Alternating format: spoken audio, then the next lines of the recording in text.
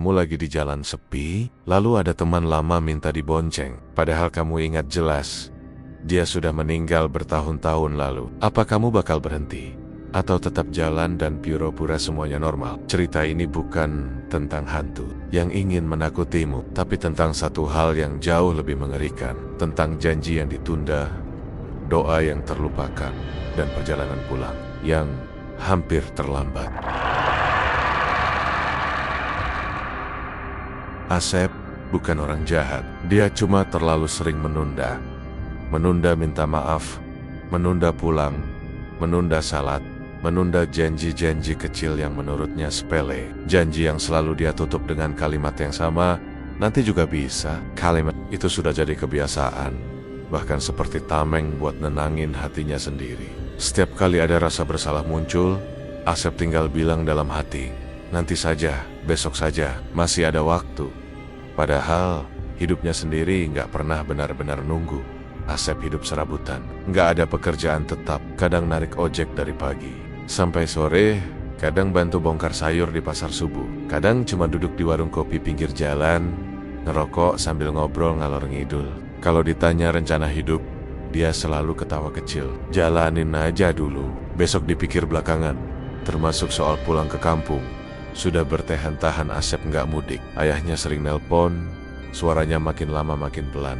Ibu sudah lama meninggal, tinggal ayahnya sendirian di rumah tua dekat sawah. Setiap kali ayahnya bilang kangen, Asep cuma jawab, iya pak, nanti Asep pulang. Dan setelah itu, tidak pernah bener-bener pulang. Sampai suatu sore, kabar itu datang. Ayahnya sakit-sakitan, bukan sakit keras katanya, tapi badannya sering lemas, batuk nggak sembuh-sembuh, dan beberapa kali hampir jatuh di kamar mandi. Orang kampung yang nelpon bilang, ayahnya masih kuat, tapi kelihatan nunggu sesuatu. Menjelang bulan puasa, Asep kornia, merasa dadanya sesak. Ada perasaan yang gak enak, seperti dikejar sesuatu yang gak kelihatan. Untuk pertama kalinya, dia gak bilang nanti. Dia mutusin buat mudik. Gak mewah, gak dramatis. Cuma motor bebek tua yang catnya sudah pudar, dan suara mesinnya berisik seperti orang batuk panjang. Motor itu sering dia pakai narik ojek, sering mogok, tapi selalu hidup lagi, entah bagaimana caranya. Asep sempat bercanda pahit.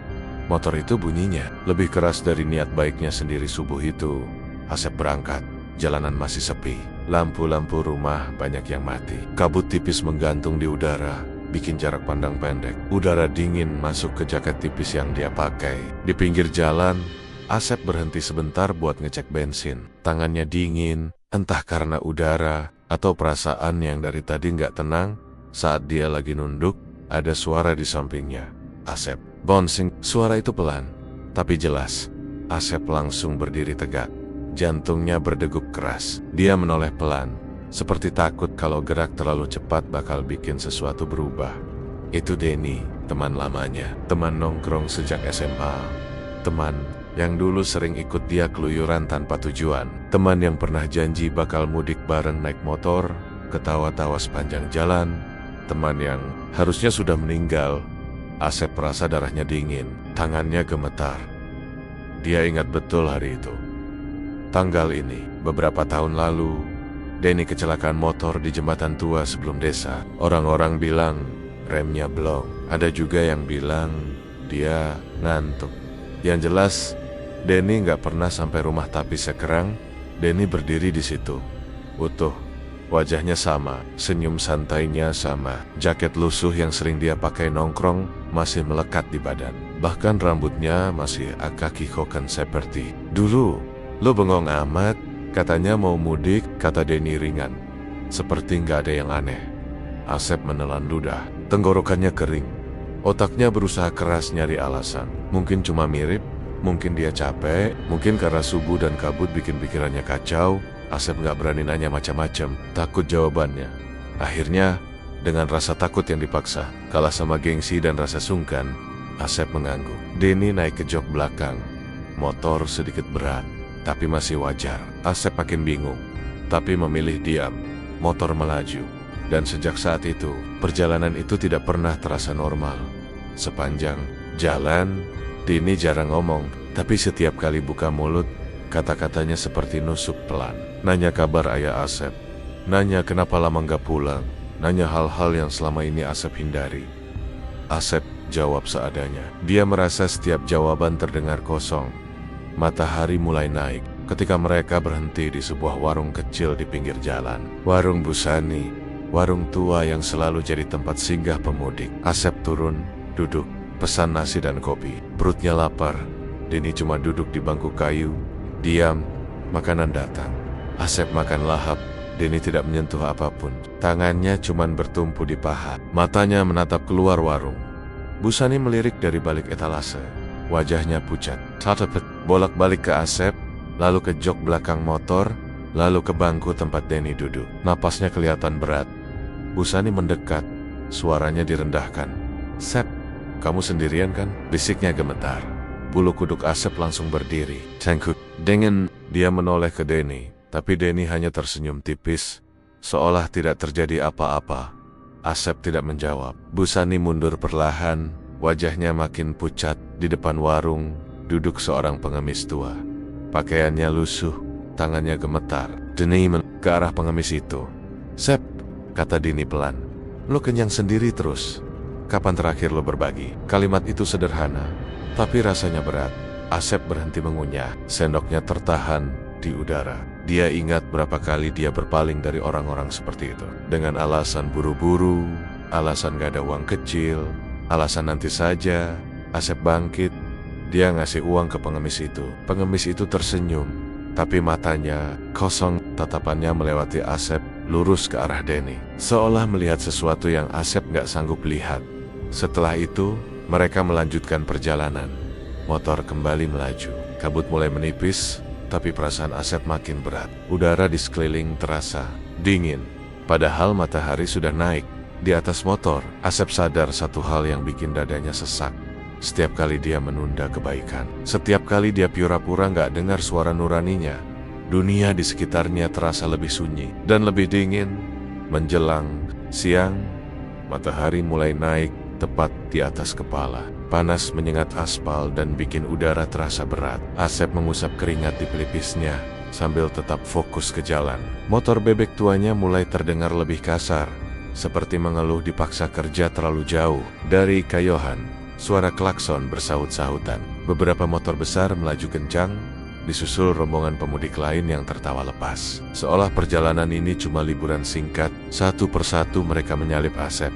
Ada yang melirik sekilas ke motor tuanya. Ada yang terang-terangan cekikikan motor. "Jadul gitu mah lewat sini lama," teriak salah satu dari mereka sambil tertawa.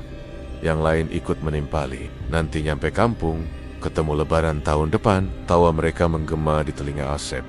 Dadanya panas, bukan cuma karena matahari, tapi karena harga diri yang tersenggol. Asep menatap punggung mereka yang makin menjauh, lalu menurunkan gas. Sedikit, tangannya mencengkeram setang lebih kuat. "Biasa aja, Sep," gumamnya. Lebih ke dirinya sendiri. Di belakang, Denny diam, tapi Asep bisa merasakan tatapan itu. Tatapan yang bikin tengkuknya dingin. Beberapa kilometer ke depan, Asep melihat papan kecil di pinggir jalan. Catnya pudar, tulisannya hampir nggak kebaca, penunjuk arah ke jalan kecil yang membelah kebun dan hutan. "Ada jalur pintas," kata Asep cepat, seperti ingin membuktikan sesuatu. "Lewat sini lebih cepat." Denny langsung menegakkan badan. Suaranya kali ini lebih tegas dari sebelumnya. Jalan pintas nggak selalu nyampe lebih selamat. Asep mengatupkan rahang. Dia nggak mau dibilang penakut, nggak mau kelihatan ragu. Tanpa menoleh lagi, dia membelokkan motor ke arah jalan kecil itu. Begitu roda masuk ke jalur pintas, suasana langsung berubah. Aspal berganti tanah keras bercampur. Kerikil, pohon-pohon tinggi berdiri rapat di kanan kiri, daunnya saling bertaut menutup langit. Cahaya matahari terpotong-potong, jatuh ke tanah seperti bercak-bercak pucat. Udara jadi lebih lembab, lebih dingin, dengan bau tanah basah yang kuat. Ada aroma lain yang samar, anyir, seperti besi berkarat bercampur daun busuk. Motor melaju pelan, setiap guncangan terasa sampai ke tulang. Asep mulai menyesal. Tapi gengsi menahan mulutnya untuk mengeluh. Jalan itu terlalu sepi, tidak ada suara kendaraan lain. Tidak ada burung berkicau, hanya suara mesin motor dan gesekan daun yang tertiup angin. Rasanya seperti masuk ke tempat yang jarang dilewati manusia. Di kejauhan, Asep melihat bangunan kecil berdiri miring. Atapia, kusam, dindingnya penuh lumut. Saat mereka mendekat, Asep sadar itu sebuah musala tua. Catnya mengelupas, sebagian tembok retak, pintu kayunya tertutup setengah. Berderit pelan, meski tidak ada angin yang jelas. Motor berhenti dengan sendirinya, seperti ditahan sesuatu. Denny turun dari motor. Kakinya menginjak tanah dengan suara pelan. "Berhenti," katanya singkat. Asep menghela napas. "Ngapain? Kita lagi ngejar waktu." Denny menoleh. Tatapannya tajam, tapi bukan marah. Lebih ke kecewa. "Lo tahu waktu itu penting, tapi lo selalu ngerasa masih punya cadangan." Asep menelan ludah. "Nanti aja, Den. Di kampung juga bisa." Denny mendekat, suaranya pelan, tapi berat. "Lo sering bilang nanti. Tahu nggak? Berapa banyak orang nggak sempat bilang sekarang?" Kalimat itu menggantung di udara. Seketika angin bertiup kencang, membuat daun-daun berdesir keras. Pintu musala tiba-tiba terbuka penuh dengan suara berderit panjang. Seolah ada tangan tak terlihat yang menariknya dari dalam. Asep merinding. Dadanya berdebar, kakinya terasa berat. Tapi akhirnya dia turun dari motor. Tanpa banyak bicara, dia melangkah masuk ke musola itu. Lantainya dingin, beberapa bagian retak. Bau apak bercampur debu dan lembab menusuk hidung. Asep berwudu dengan air dari gentong tua. Airnya dingin sekali, bikin jari-jarinya mati rasa. Saat air menyentuh wajahnya, bayangan ayahnya terlintas di kepala. Wajah tua yang makin kurus, mata yang terlihat lelah. Dia berdiri, menghadap kiblat. Nafasnya masih belum teratur. Saat takbir pertama terucap, Asep merasa tenggorokannya tercekat. Kata-kata yang biasa keluar begitu saja, kini terasa berat. Setiap gerakan dia lakukan dengan gemetar. Dan setiap kali dia sujud, ada perasaan aneh di punggungnya. Seperti ditatap, bukan satu pasang mata, banyak. Diam, menunggu. Asep tidak berani menoleh. Dia memejamkan mata lebih kuat, mencoba fokus. Tapi bayangan-bayangan gelap seperti bergerak di sudut penglihatannya. Hembusan nafas terdengar di belakang, pelan tapi jelas. Seolah ada yang berdiri tepat di belakangnya. Terlalu dekat. Sujud terakhir terasa paling lama. Keringat dingin mengalir di pelipisnya. Sot salam. Asep membuka mata dengan cepat. Musala itu kosong. Hanya suara angin dan pintu yang kembali tertutup perlahan. Denny sudah berdiri di luar, menunggu. Wajahnya tenang, terlalu tenang. Mereka melanjutkan perjalanan. Tapi jalan yang mereka lewati bukan lagi jalan yang sama. Tanah berubah lebih halus, seperti sering dilalui banyak kaki. Udara berubah lebih hangat, tapi terasa pengap. Asep merasa waktu berjalan aneh. Matahari seperti diam di posisi yang sama. Di tengah hutan, tiba-tiba cahaya-cahaya kecil muncul. Lampu-lampu minyak, lampion, lentera, banyak sekali. Jalan itu melebar, berubah jadi lorong yang dipenuhi tenda-tenda, pasar. Pasar yang tidak mungkin ada di tempat seperti itu. Lampu-lampu berwarna kekuningan bergoyang pelan. Suara orang ramai terdengar, tapi tidak jelas kata-katanya. Pedagang berdiri di balik lapak. Wajah mereka tersenyum lebar. Terlalu lebar. Mata mereka kosong. Beberapa bahkan tidak punya mata sama sekali. Hanya lubang hitam menganga. Barang-barang di lapak berkilau. Uang, emas, pakaian bagus, makanan yang terlihat lezat. Semua tampak sempurna. Tidak ada debu, tidak ada cacat. Motor Asep mati lagi. Kali ini dia tidak ingat mematikan mesin. Sebuah suara terdengar serempak, datang dari segala arah.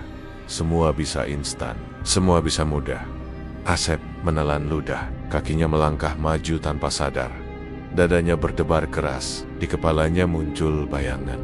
Hidup enak, punya uang banyak, tidak perlu narik ojek, tidak perlu menunda apapun. Bayarnya cuma satu, lanjut suara itu. Lembut tapi menusuk. Hal yang paling kamu sayang. Asep terdiam. Hal yang paling dia sayang. Bayangan ayahnya muncul lagi. Disusul wajah ibunya yang sudah lama pergi. Disusul kenangan-kenangan kecil yang selama ini dia tunda untuk diperbaiki. Tangannya gemetar. Satu langkah lagi, dan mungkin semua masalahnya selesai. Tiba-tiba Denny berdiri di depannya. Tubuhnya seperti memotong cahaya. Pasar itu terlihat redup di belakangnya. Kalau lo tukar nurani, kata Denny pelan, hidup lo mungkin menang, tapi lo bukan orang yang benar. Kata-kata itu menghantam Asep lebih keras dari teriakan siapapun. Dia tersadar, napasnya terengah. Dengan sisa tenaga, dia mundur satu langkah. Lampu-lampu pasar berkedip. Suara ramai berubah jadi jeritan pelan. Dalam hitungan detik, semua itu padam. Tenda, pedagang, cahaya lenyap seperti asap tertiup angin. Asep berdiri di jalan hutan yang gelap dan sunyi. Tidak ada tanda-tanda pasar itu pernah ada. Hanya bau tanah basah yang makin kuat. Motor kembali bisa dinyalakan. Mereka melaju tanpa bicara. Kali ini Asep tidak berani macam-macam. Dia mengikuti jalan apa adanya. Hutan perlahan menipis. Di kejauhan, terdengar suara air mengalir. Pelan, teratur, seperti memanggil. Asep menelan ludah. Perasaannya makin tidak enak, dan tanpa dia sadari, mereka semakin dekat ke tempat yang seharusnya paling dia hindari. Suara air itu makin jelas. Gemericiknya pelan, tapi konstan, seperti detak jam yang menghitung mundur. Asep menelan ludah. Tenggorokannya kering. Jalan di depan mulai menurun. Dan di balik tikungan itu, sesuatu yang sudah lama berusaha dia hindari, akhirnya muncul di hadapannya. Itu jembatan tua. Jembatan beton sempit, tanpa pagar di sisi kanan kirinya. Permukaannya retak-retak, ditumbuhi lumat laser. Di bawahnya, sungai kecil mengalir tenang, tapi warnanya gelap, memantulkan bayangan pepohonan yang menggantung di atasnya. Beberapa lampu jalan tua berdiri di ujung jembatan, tapi sebagian mati. Sebagian lagi berkedip lemah seperti nyala lilin hampir padam. Begitu roda motor menyentuh bagian awal jembatan, lampu depan motor Asep berkedip. Sekali, dua kali, lalu mesin tersendat dan mati total. Sunyi, hanya suara air dan angin malam yang mulai turun perlahan. Asep memutar kunci kontak berulang kali. Tidak ada respon. Dadanya berdebar keras. Tangan dan kakinya terasa dingin. Dia tahu persis tempat ini. Bahkan sebelum melihatnya, tubuhnya sudah mengenali rasa takut yang muncul. Disinilah Denny dulu meninggal. Asep turun dari motor dengan langkah gontai. Kakinya terasa berat, seolah lantai jembatan menariknya ke bawah. Dia menoleh ke belakang. Denny masih duduk di jok, menunduk. Saat dia turun, wajah Denny terlihat berbeda.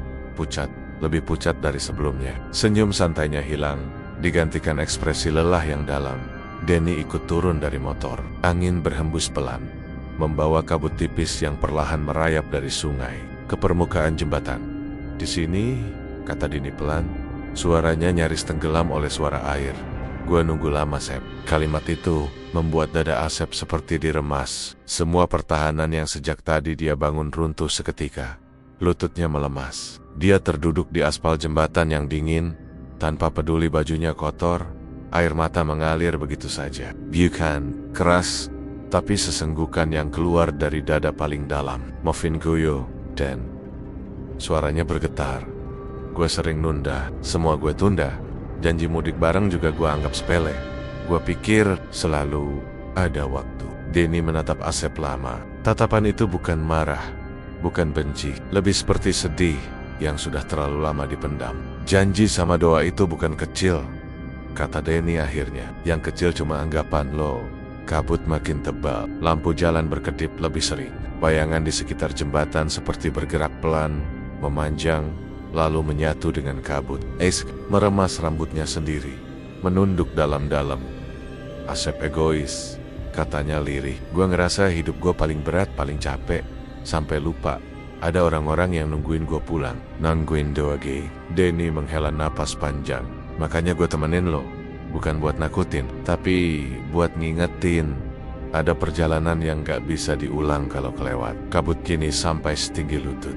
Udara dingin menusuk tulang. Denny melangkah mundur satu langkah. Setiap langkahnya seperti mengabur, seolah tubuhnya tidak sepenuhnya menyatu dengan dunia ini lagi.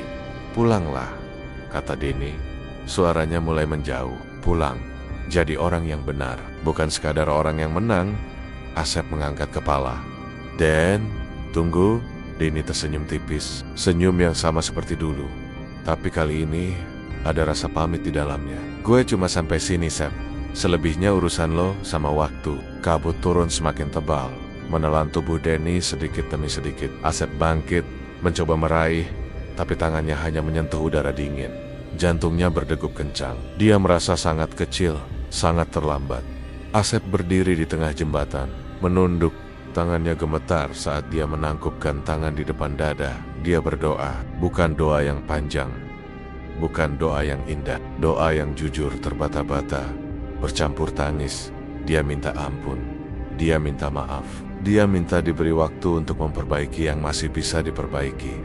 Tangisnya pecah, bahunya bergetar, air matanya jatuh ke aspal, bercampur dengan embun. Di sela-sela isakannya, dia menyebut nama Denny, mengirim doa yang seharusnya sudah lama dia kirim. Perlahan, suara air terasa lebih jauh, angin mereda, kabut mulai menipis.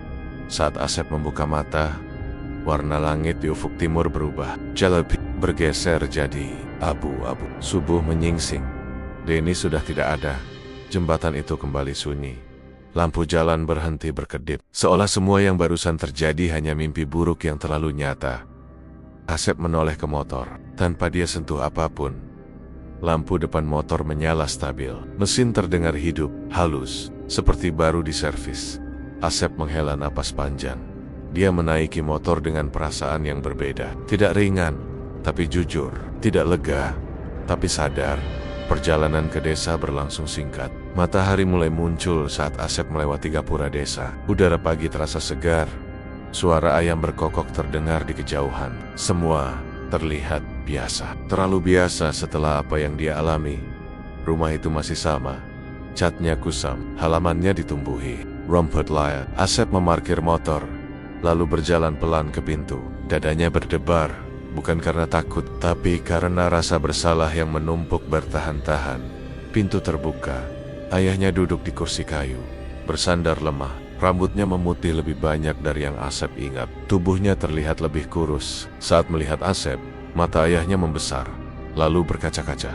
Sep, suaranya parau. Tanpa berkata apapun, Asep langsung bersimpuh di kaki ayahnya. Tangget gemetar saat memegang kaki yang dulu selalu dia abaikan. Air matanya jatuh lagi.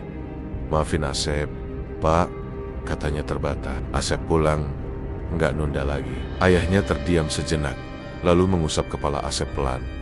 Tidak ada marah, tidak ada ceramah, hanya sentuhan yang hangat dan nafas panjang yang lega.